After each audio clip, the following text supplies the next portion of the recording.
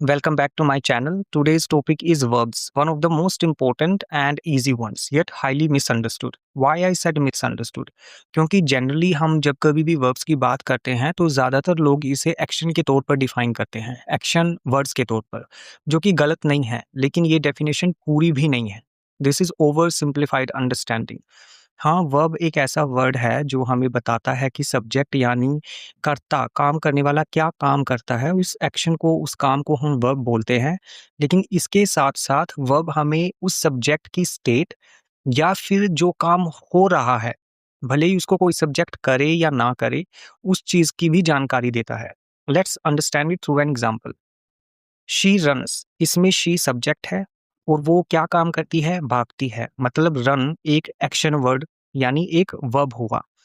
लेकिन if we look at second example which says he is happy, इसमें क्या subject यानी ही कोई काम कर रहा है? नो, वो सिर्फ सिंपली खुश है यानी हैप्पीनेस की स्टेट में है। तो क्या यहाँ इज आपकी वर्ब नहीं है? ऐसा बिल्कुल भी नहीं है। इज़ यहाँ पर एक वर्ब ही है। तो वर्ब हमारा किसी सब्जेक्ट की स्टेट को बताने का काम भी करती है। If we look at the next example, the glass broke, मतलब गिलास जो है टूट गया। तो यहाँ सब्जेक्ट गिलास है, लेकिन उसने क्या काम किया? क्या उसने गिलास को तोड़ा? नहीं, वो तो खुद ही टूटा है। तो यहाँ ब्रोक सिर्फ ये दिखा रहा है कि कोई घटना घटी है, काम हुआ है, किसने किया है वो नहीं बताया। तो यहाँ वर्ब ऐसे काम कर रही है और verb is very important to form a sentence. Now when it comes to its types, first one is action verbs, जो कि आपकी कोई चीज़ हो रही है, किस टाइम पर हो रही है, उसको डिस्क्राइब करती है। ये वर्ब ये बताती है कि किस समय पर क्या एक्टिविटी, क्या काम या क्या एक्शन हो रहा है या किया जा रहा है। For example, he built a home और दे थ्रू द बॉल। सब्जेक्ट क्या है? ही एंड दे। और उन्होंने क्या किया? ही ने एक घर बनाया, दे ने बॉल को फेंका। तो फेंकना क्या हुआ? एक वर्ब हुई। बनाना क्या हुआ? एक वर्ब हुई। लेकिन कौन सी वर्ब? Action verb. और second type is static verbs, जो फिक्स्ड मेंटल या इमोशनल स्टेट को बताती है, जो जल्दी चेंज नहीं होती, ऐसी कंडीशंस को जो बताती है उसे हम स्टैटिक वर्ब बोलते हैं। नाम से समझ आ रहा है, स्टैटिक मतलब किसी चीज़ की स्टेट को जो बता रही है। जैसे फॉर एग्जांपल, आई नो या आई प्रेफर टी। आप आई एम प्रेफरिंग टी नहीं बोलते, जो सुनने में काफ़ी वियर्ड और अननेचुरल लगता है। कोई भी नेटिव इंग्लिश स्पीकर इसे ऐसे नहीं बोलेगा, क्योंकि प्रेफ़रेंस आपकी एक यूजुअली फिक्स्ड है। अनदर एग्ज़ाम्पल अगर हम देखें, I hate noise, I am hating noise. आप नहीं बोलते आई एम हेटिंग नॉइज़। तो नॉइज़ को हेट करना आपकी एक फिक्स्ड मेंटल स्टेट है, इसलिए हेट एक स्टैटिक वर्ब है। हम स्टैटिक वर्ब्स के साथ आईएनजी का यूज़ नहीं करते। इसी तरह इस तरह की वर्ब्स का यूज़ हम अपने इमोशंस, पोज़ेशन यानी जो चीज़ें हमारे पास हैं, हमारे थॉट्स, हमारी सेंसेस और जो एग्ज़िस्टेंस में हैं, उसको शो करने के लिए करते हैं। फॉर एग्ज़ाम्पल, मैं बोलता हूँ, हाँ, उसके पास एक कार है, means she has a car. इसलिए हैज़ यहाँ एक स्टैटिक पोज़ेसिव वर्ब है, क्योंकि वो बता रही है कि सब्जेक्ट के पास क्या है, सब्जेक्ट के पास एक कार है। सब्जेक्ट क्या है यहाँ पर? शी। आप कभी भी ये नहीं बोलोगे she is having a car. Because if I translate this into Hindi, it would sound something like this: उसके पास एक कार है रही है, जो कि बहुत ही अननेचुरल और वियर्ड और आपका ओड साउंड करता है। इस तरह की जो वर्ब्स होती हैं उनको हम स्टैटिक वर्ब्स बोलते हैं। और next type is auxiliary verb, जिसको पॉपुलर नाम से अगर मैं कहूँ तो हम इनको हेल्पिंग वर्ब्स बोलते हैं, जो कि मेन वर्ब को सपोर्ट करती हैं, उनको हेल्प करती हैं। इनको 3 भागों में डिवाइड किया गया है। फर्स्ट वन इज बी, जिसमें आपका इज, एम, आर, वोज, वर और बीन आता है।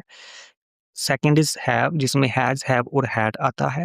And the third one is do, which includes do, does and did. P जो है और उसमें आने वाली जितनी भी आगे आपकी फॉर्म्स हैं, इनका यूज़ हम ऑनगोइंग एक्शन यानी जो काम अभी चल रहा है, उसको इंडिकेट करने के लिए करते हैं। For example, she is walking, वह चल रही है। दे आर लाफिंग, वो हँस रहे हैं। यहाँ इज़ और आर दोनों ही हेल्पिंग वर्ब्स हैं, जबकि हैव, हैज़ और हैड का यूज़ हम तब करते हैं जब कोई एक्शन यानी कोई काम पूरी तरह से कंप्लीट हो चुका है, वो अपनी कंप्लीशन की स्टेट को अचीव कर चुका है। For example, she has eaten और ही हैड फिनिश्ड। और इन सभी वर्ब्स का यूज़ हम क्वेश्चन और नेगेटिव स्टेटमेंट्स को फ़ॉर्म करने के लिए भी करते हैं। For example, do you like T?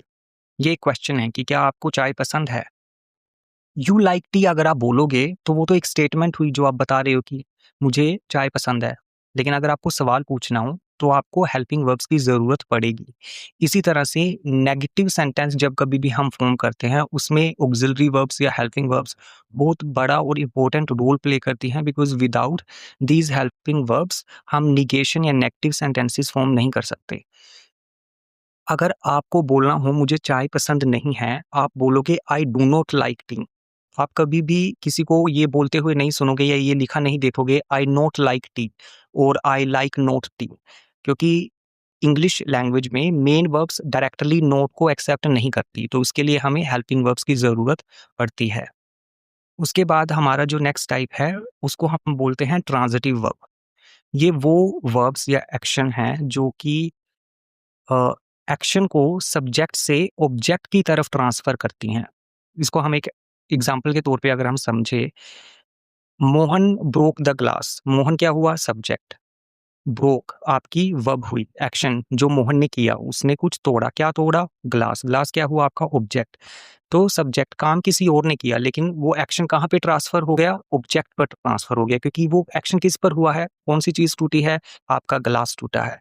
तो ऐसी वर्ब्स को हम बोलते हैं ट्रांज़िटिव वर्ब्स, और इन वर्ब्स में ऑब्जेक्ट होता ही होता है।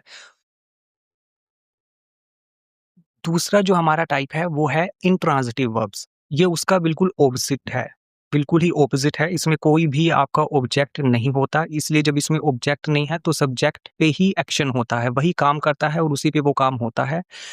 आपका जो एक्शन है वो सब्जेक्ट तक लिमिट रहता है, क्योंकि इस वर्ब में कोई भी ऑब्जेक्ट नहीं है। For example, she slept. Simply मैंने बोला कि वह सो गई। सब्जेक्ट आपका शी और वर्ब यानी एक्शन जो हो रहा है वो सोने का हो रहा है, लेकिन किस पे हो रहा है? सब्जेक्ट पे ही हो रहा है। वो किसी दूसरे एक्सटर्नल ऑब्जेक्ट पे एक्शन को ट्रांसफ़र नहीं कर रही है, जैसा कि हमने प्रीवियस एग्ज़ाम्पल में देखा था ट्रांज़िटिव वाले। Our next type is ergative verbs. ये वो वर्ब्स हैं जो ट्रांज़िटिव भी हो सकती हैं और इंट्रांज़िटिव भी हो सकती हैं। ये फ्लेक्सिबल है नेचर में। तो इनका यूज़ आप ऑब्जेक्ट के साथ भी कर सकते हो और बिना ऑब्जेक्ट के भी कर सकते हो। For example, she opened the door. यहाँ पे ओपन एक ट्रांज़िटिव वर्ब के तौर पे काम कर रही है, क्योंकि इसमें सब्जेक्ट भी है और ऑब्जेक्ट भी है। वो सब्जेक्ट का एक्शन ऑब्जेक्ट पे ट्रांसफ़र कर रही है। सब्जेक्ट शी, जिसने काम किया, जिसने खोलने का काम किया, और क्या चीज़ खुली, किस पे वो एक्शन ट्रांसफ़र हुआ? ऑब्जेक्ट पे, और ऑब्जेक्ट क्या है? दरवाज़ा, द डोर। लेकिन इसको हम ऐसे भी बोलते हैं द डोर ओपन्ड। तो यहाँ पे ये वर्ब इंट्रांज़िटिव के तौर पे काम कर रही है, क्योंकि इसमें अभी कोई भी ऑब्जेक्ट नहीं है। सिंपली हमें ये बताया गया है कि दरवाज़ा खुला है। किसने खोला है उसका हमें नहीं पता है, तो एक्शन सब्जेक्ट तक ही सीमित होकर रह गया। तो यहाँ पर ओपन इंट्रांज़िटिव वर्ब के तौर पे काम कर रहा है। Our next type is linking verbs, या फिर इनको आप कॉपुलर वर्ब्स भी बोल सकते हो। ये वर्ब्स सब्जेक्ट को उनके डिस्क्रिप्शन से कनेक्ट करती हैं। For example, she is happy, और द फूड स्मेल्स गुड, और शी सीम्स अपसेट। और इसके बाद हमेशा ये याद रखना, एडजेक्टिव का यूज़ हम करते हैं। तो शी इज़ हैप्पी एग्ज़ाम्पल में शी आपका सब्जेक्ट है और हैप्पी उसका डिस्क्रिप्शन है, यानी वो हैप्पी स्टेट बता रहा है सब्जेक्ट की, कि सब्जेक्ट कौन-सी स्टेट में है, खुशी की स्टेट में है, वो उसको डिस्क्राइब कर रहा है। इसे इज़ से कनेक्ट किया गया है, तो इज़ आपकी क्या हुई? लिंकिंग वर्ब हुई। कुछ कॉमन लिंकिंग वर्ब्स जो आपकी होती हैं वो है be, become, seem, feel, fear, look and sound. और जैसा मैंने पहले बोला, ये इन सभी के बाद हम एडजेक्टिव का यूज़ करते हैं। क्योंकि अगर हम डेफिनेशन में देखें तो मैंने डेफिनेशन में बताया था कि ये लिंकिंग वर्ब्स या कॉपुलर वर्ब्स सब्जेक्ट को उनके डिस्क्रिप्शन से कनेक्ट करती हैं। तो किसी भी चीज़ को हम डिस्क्राइब, नाउन को या प्रोनाउन को किससे करते हैं? एडजेक्टिव से। एडजेक्टिव किसी भी नाउन या प्रोनाउन की विशेषता बताता है, स्टेट बताता है, उसकी क्वालिटी बताता है, और उस क्वालिटी को, उस स्टेट को हम सब्जेक्ट से हमें जोड़ना है। सब्जेक्ट क्या हो गया? आपका नाउन हो गया। तो दोनों के बीच का वो जो रिलेशन है वो ये वर्ब शो करती है, जिसको हम लिंकिंग या कॉपुलर वर्ब बोलते हैं। Our next type is regular verbs. Verb की 3 फॉर्म्स होती हैं, फर्स्ट फॉर्म, सेकंड फॉर्म और थर्ड फॉर्म। फर्स्ट फॉर्म को हम बेस फॉर्म भी बोलते हैं। तो जब रेगुलर फॉर्म जो हमारी वर्ब है उसको हम बेस फॉर्म में, जो कि वर्ब की फर्स्ट फॉर्म है, उसमें ईडी या समटाइम्स डी लगाकर हम बनाते हैं। तो इसमें जो आपकी सेकंड और थर्ड फॉर्म होती है वो सेम मिलती है। For example woke, first form हो गई बेस फॉर्म, उसमें हमने लगा दिया ईडी, तो सेकंड फॉर्म बन गई वोक्ड और थर्ड भी वोक।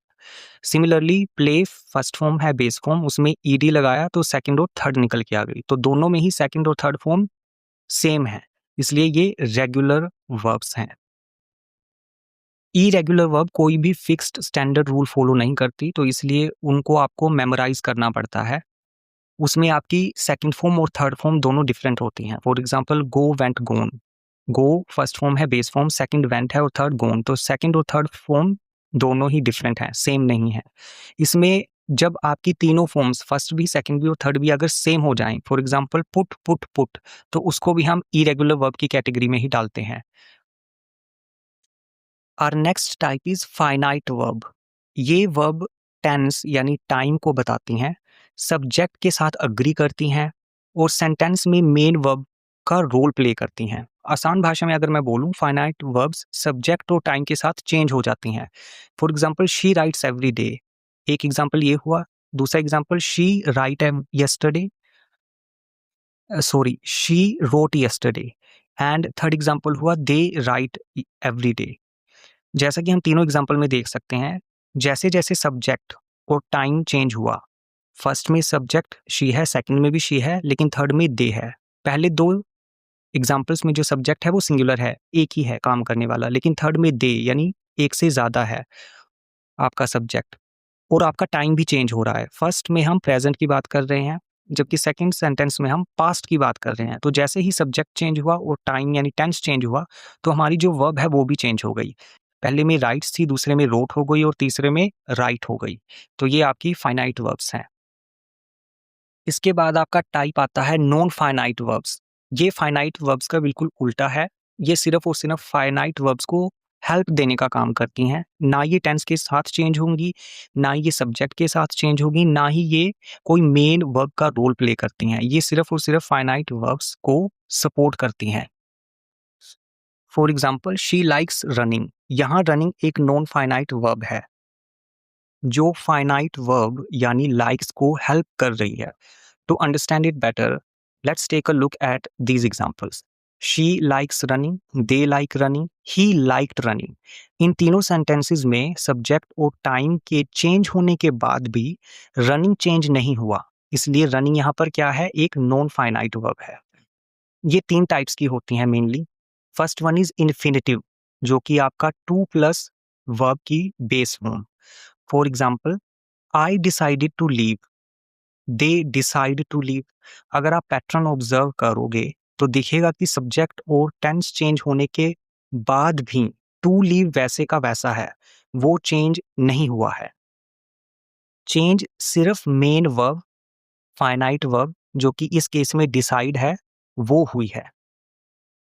इसका दूसरा टाइप है जिरेंट, जो कि आईएनजी की फॉर्म में यूज होता है और उसको हम नाउन के तौर पर यूज करते हैं। For example I enjoy swimming, मुझे स्विमिंग पसंद है।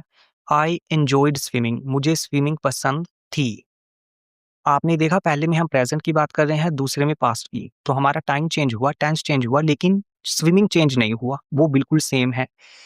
और ये नाउन के तौर पे यहाँ कैसे काम कर रहा है, तो देखिए नेक्स्ट एग्जाम्पल में I eat ice cream every day, I am eating ice cream every day.